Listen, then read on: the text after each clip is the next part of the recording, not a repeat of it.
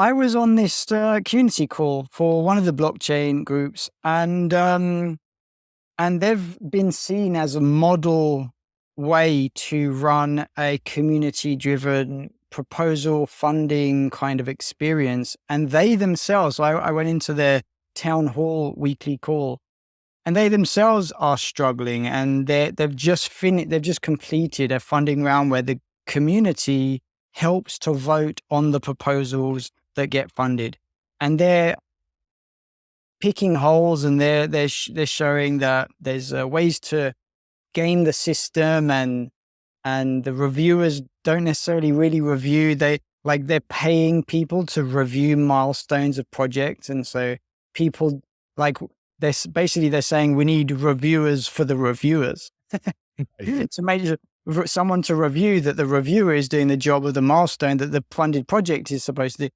So it's like it's difficult, right? This governance shenanigan is really, really difficult. What we know is that politics to date is obsolete, doesn't work for anyone except for the politicians, but we don't necessarily have a really good, legitimate, viable replacement yet as of 2023, apparently. So that's kind of news to me. It's like seeing even the well-funded, well-organized, large communities, they don't necessarily have the perfect approach to governance either. No, they don't. And, you find out that it's difficult. I think this is one of the challenges of decentralized communities, right? Is you're trying to do is put the accountability like at the extreme edge, meaning on the individuals. And then, kind of keep it as close to the edge as possible from there. So then small groups and local groups and all that stuff, right? And then we've got these structures we've created like DAOs where people can hopefully make these decentralized decisions with folks they don't even know, this sort of trustlessness. But if you get into something more traditional, like with this is effectively like, uh, a project sponsored crowd fund, right? And they're saying X amount of money is available to help fund your project, but we're going to have the community vote. Um, and then of course you need accountability because you can't have people just coming in here and you're throwing money at them and there's no return. The whole idea is for that project to get new apps or new tools or whatever it is they want. And I think this is where we make the mistake of going too far in terms of bringing everything to the edge. Kind of like we were talking earlier about in the DAO, where sometimes in a DAO, it's not wise to get everybody's input. Certain people know nothing about the subject that you're talking about. They really shouldn't have a say because they have a completely uneducated opinion.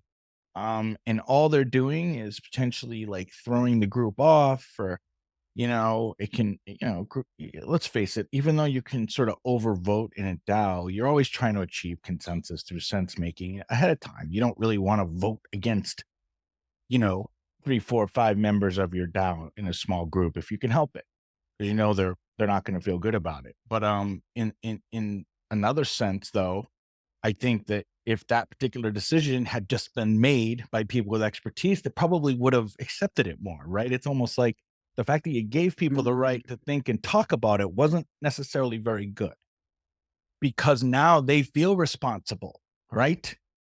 Because they're voting on it, right? And now it's something becoming more of a direct responsibility where if it feels like, well, these people are elected to roles in this circle and that's their thing and they made a call, it's a little easier, right? Even if they're a little bit risk averse or a little bit feeling a little bit shaky about the situation.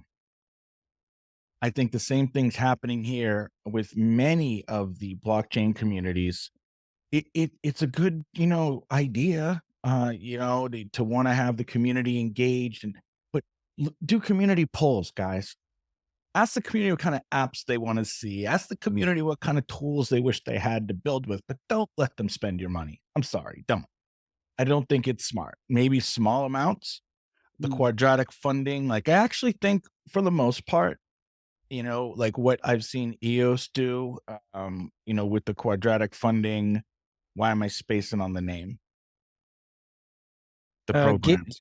Gitcoin, No, no, no, no. Our own. We have our own. Pomelo. Pomelo, right? Like, I actually think that seems to have done some pretty good things. people have built stuff here and there. They've done some, marketing things and websites. And I don't know, it seems like it's been not too bad. Um, but millions and millions of dollars, like directly to Mm. people, like just guys, either, have the community elect maybe people who are qualified to do this and put these folks in the positions maybe to make these decisions, or just get community feedback. It's just as good probably, if not better, and then make the decisions yourselves or bring in experts who can, because at the end of the day, what does the community really want? To make the decision or for the project to be successful, right? Yeah, Be there successful. you go. Like good stuff. So you just mentioned qualified people, and I'm just taking notes here. I'm writing down meritocracy and reputation as being part of that. One of my pet peeves is when we're in a meeting with senior experienced people have a different type of conversation than junior experienced people. When it's mixed, if the junior people haven't been trained or they don't know how to participate as a more of a listener than a talker, they're going to want to fill the gaps. They want to fill the space. And then they're going to want to talk about um, stuff that the experienced people don't need to talk about, Right. right? And and so then you end up just consuming time and having to listen to the less experienced people fill space, fill time. Pet peeve of mine.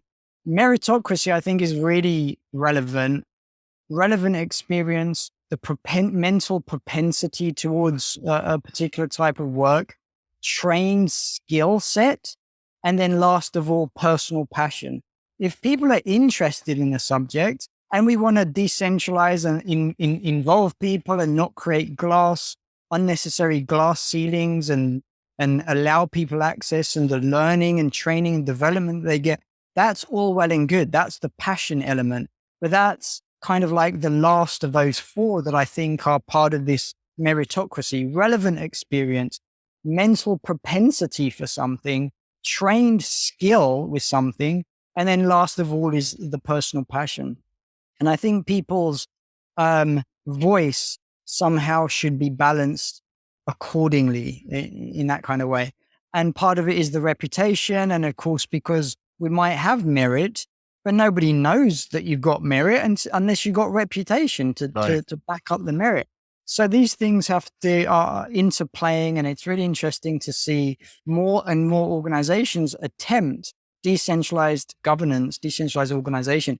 I also heard someone say that holacracy, which is a very popular concept, a lot of companies started on the journey of holacracy, and the majority of them end up abandoning it or just modifying it to somehow suit a cultural vibe of more inclusiveness.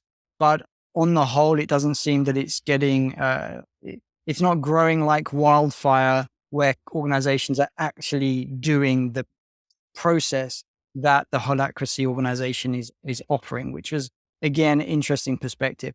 So we're still in blue ocean for figuring out how to do governance. If we can figure it out in small teams, communities, organizations, and then big companies, and then we'll be able to hopefully use it societally for political situations as well.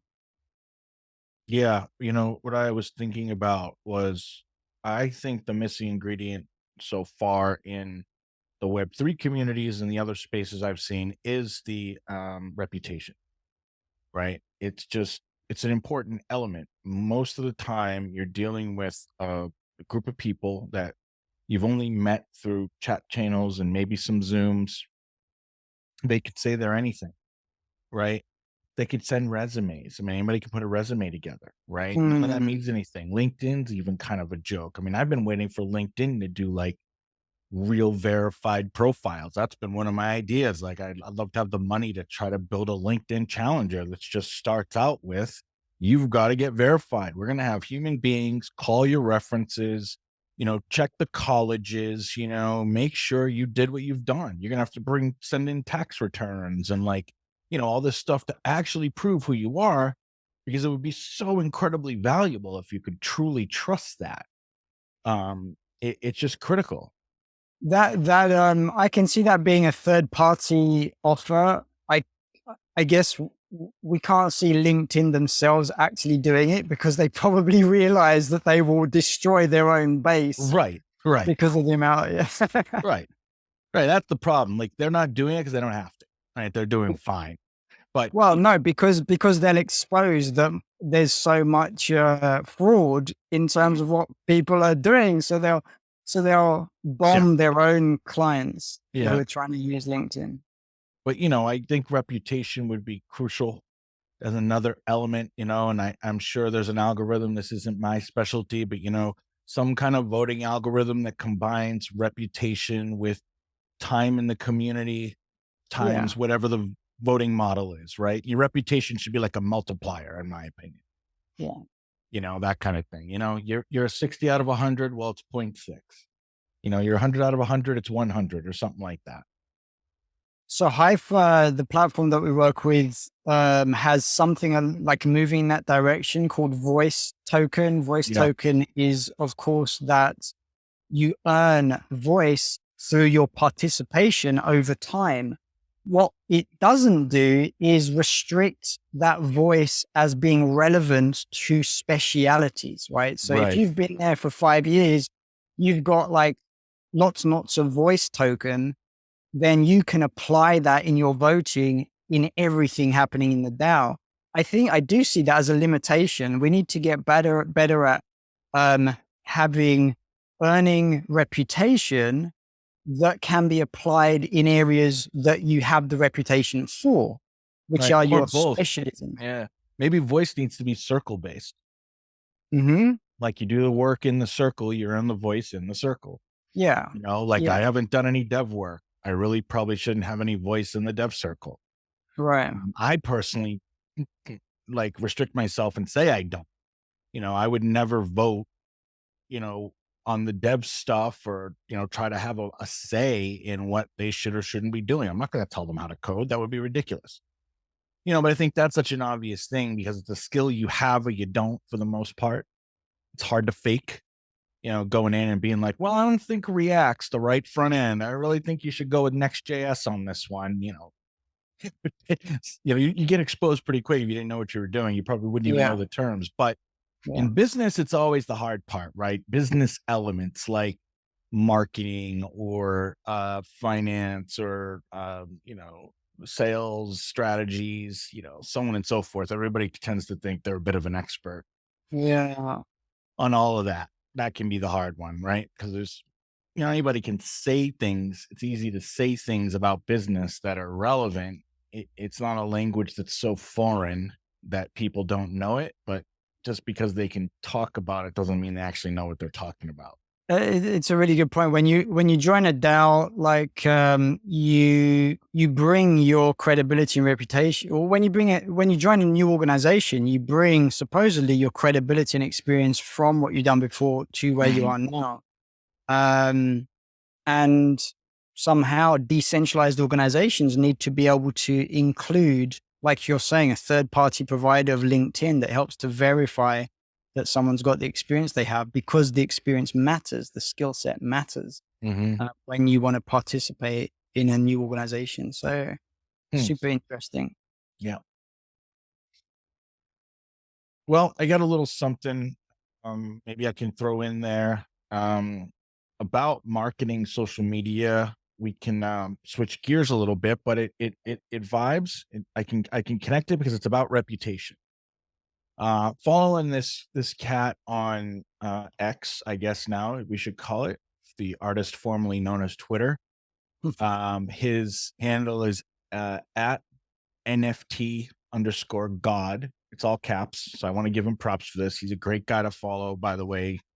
He's reviewed all of the Twitter code base and he gives feedback on the different parts of it and what they mean and what they do. And one of the things I got from him that I thought was really interesting was this idea about shadow banning.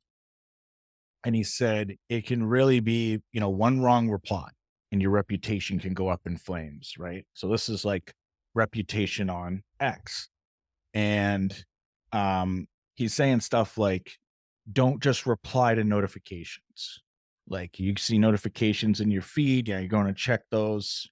Don't just reply right there because spammy replies can be shown to you as normal replies. You risk replying to low reputation accounts without even knowing it.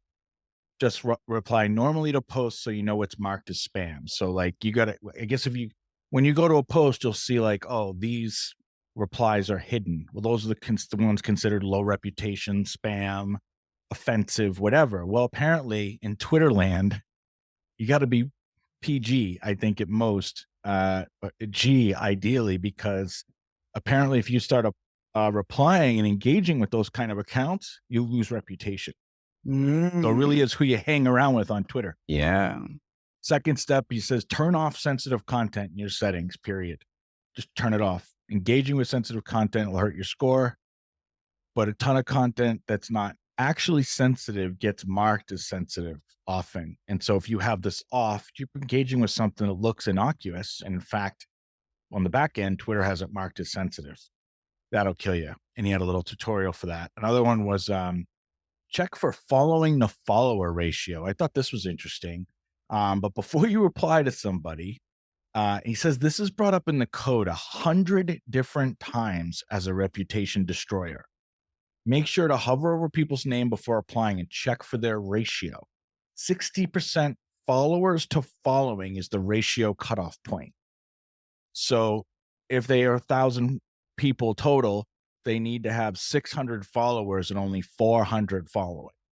So it's got to be 60-40 at least, following to followers. If you're replying, engaging with somebody who's following way more people than they have followers, that's going to ding you really hard, apparently. So again, you gotta, Jeez. look at who you're talking to. I know this stuff's crazy, right? It's been just really enlightening. Don't feed the trolls.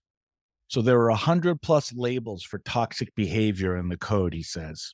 Engaging with anyone with these labels hurts your rep. For some of these labels, they can be applied just for insults. Best not to engage with any trolls. So just don't. Apparently, Twitter knows when somebody's trying to insult you. Don't even try to engage them in good faith. Just leave them alone. No engagee at all. Get the blue check mark, of course. I think that makes sense. You know, it's coded in the algo that if you have the blue check mark, you can't be marked as spam. So it's an ultimate spam protection. Those were the 5 steps he had, but um, you know, this is the stuff you isn't necessarily obvious. Like, you know, looking at accounts before you reply to them to see what kind of reputation you think they might have, and you have to kind of assess them based on their followers to following account and or amounts and all that. I don't know. What do you think, Gab? What is this?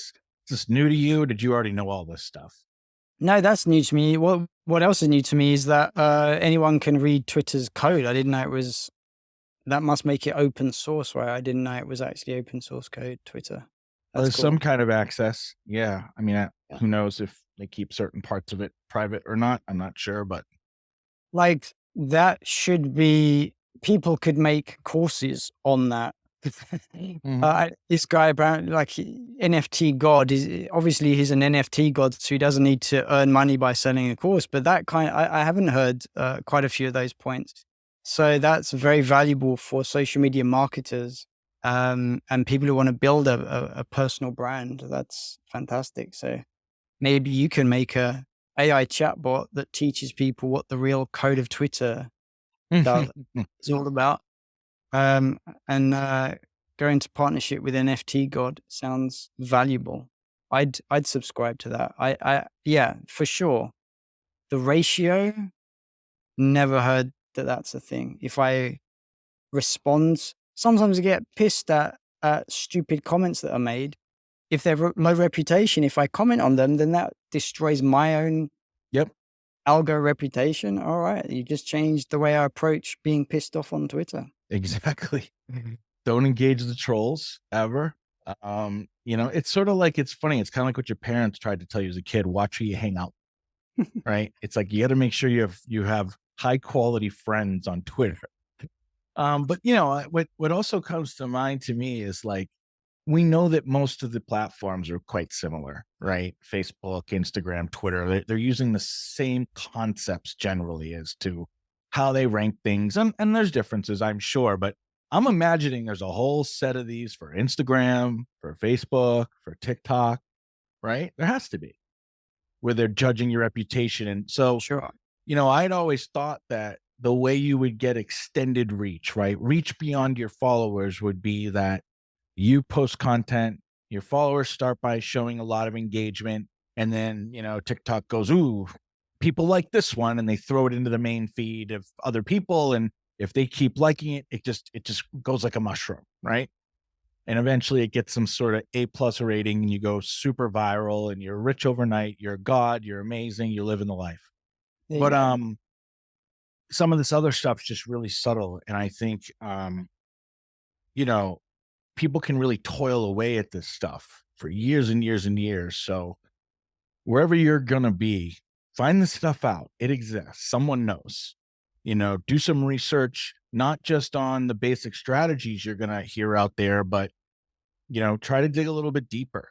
Find out as much as you can about how these websites rank content, how they rank accounts, because a couple of these things I never would have guessed either.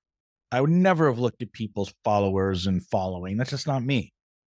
I don't care. If somebody makes a great comment, great. They follow a ton of people. I don't know. I figure they like following a lot of people. Like, why does that make them low rank? But I get it, because that's probably what bots and right and Yeah. spam Yeah. accounts do, right? Yeah. And they have to make a cutoff. They have to make, even in this day and age, the AI, I doubt, is anywhere near specific enough to tell the difference between someone who's just kind of a super fan, right? And doesn't post a lot, just reads and lurks and follows a lot of accounts versus a spam account. So they're just going to call it a spam account because it's not going to hurt much. So I've never done well myself. Never had a big thing on Twitter. I got 1,500 followers, and I follow 4,000. There So you maybe go. I need I'm never to. talking to you again. I'm never I need, shouting you yeah. out. You're done. I gotta. All right, Gav. I I need used to. to love you, man, but I need to reevaluate. I need to like. It's going to be a big job to go through my 4,000 is there anybody? Can I get a new podcast partner? Because this guy's a chump. I gotta. I gotta. I gotta. You got to call it. They What's say you the? can. It works. So you got to go in there and call the herd, Gab. You got your work Oh cut out for you. man. You got to get that under 15. Let me give you the number 1,500, 60%. Yeah, you're going to need to be probably closer to like 1,000. You can't follow more than 1,000, 1,100. So you've got to have more followers than who you are following. Yes, 60%, 60, Right. 40. So Okay. 60%. So in your total, 60% following, 60% followers, 40% following. Wow. All right. Get those All scales up. right.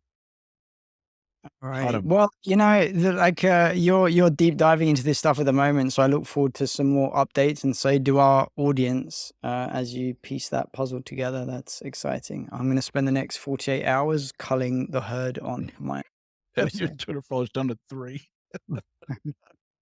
I hope I make the cut, Gav. That's all I'm Yeah. saying. I Well, I have my accounts fresh enough.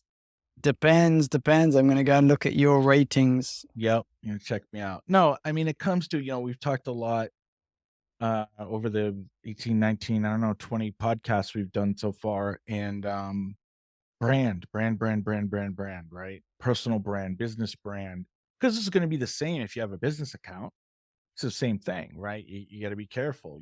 I'm sure Twitter probably treats business accounts a little different, and they do have a differentiator for that, but it's important. And you could be doing everything right. You could have stellar content. You could be really on top of it, or have people who are on top of it, engaging with, commenters and everything, trying to do the right thing as a company, right? Because to me, the thing about a troll is I just don't say anything assholey back to, it's just, that's my thing. Like, I'm not going to act like a jerk, but I do try to talk to see if I can get them to kind of settle down and talk. And I feel like that's a win in the world. But again, that's not in this case, not for you at least. I mean, it might be as a human being, but it's going to crush you on Twitter. So, you do have to know this stuff. These platforms are so important. So definitely take a look. Anything else? No, I think that's good for today. All right. Well, you got any final thoughts, Gav? I guess we'll update on bot development stuff and the kind of the marketing strategies, product opportunities. We'll keep drilling into that. I'm now getting close to being able to have something functional as a new bot. Yeah, nothing to go through for now. Awesome. All right. Well, we'll be looking forward to it.